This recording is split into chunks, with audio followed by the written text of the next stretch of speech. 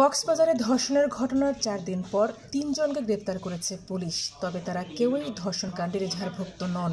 তদন্তে সংশ্লিষ্টতা পাওয়ায় রোববার 26 ডিসেম্বর ভোরে তাদের গ্রেপ্তার করে টুরিস্ট পুলিশ। ঘটনার মূল 3 আসামি আশিকুল ইসলাম আশিক, ইসরাফিল হুদা জয় এবং মেহেদি হাসান বাবু এখনও পলাতক। পুলিশ বলছে তাদেরকে গ্রেপ্তারের প্রক্রিয়া চলমান। দুপুরে এ সংক্রান্ত সংবাদ সম্মেলনে টুরিস্ট পুলিশের পক্ষ থেকে একথা জানানো হয়। কাজ শুরু করেছি, ভিকটিমকে জিজ্ঞাসাবাদ করা হয়েছে এবং ভিকটিমের 22 ধারা জবানবন্দি আদালতে গ্রহণ করা হয়েছে। এই জবানবন্দির ভিত্তিতে 3 জন আসামিকে অলরেডি গ্রেপ্তার করা হয়েছে।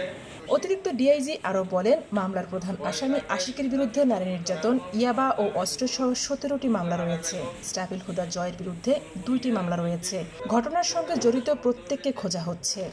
আমরা চেষ্টা করতেছি বাকি আসামি যারা আছে তাদেরকে গ্রেফতার করার জন্য আমরা আপ্রাণ চেষ্টা করতেছি। বিভিন্ন বিভক্ত হয়ে আমরা প্রকৃত আসামিদের দ্রুত আইনের আওতায় নিয়ে এসে যে মামলার সঠিক বিচার যাতে হয় সেজন্য আমরা চেষ্টা চালিয়ে যাব।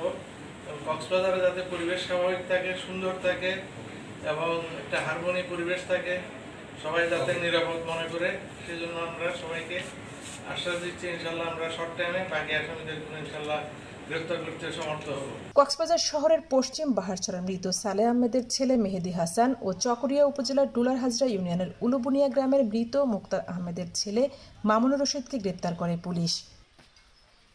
এর আগে RAB 15 hotel manager Riaz Uddin ছোটনকে গ্রেপ্তার করে। 4 দিনের রিমান্ডে রয়েছেন ছোটন।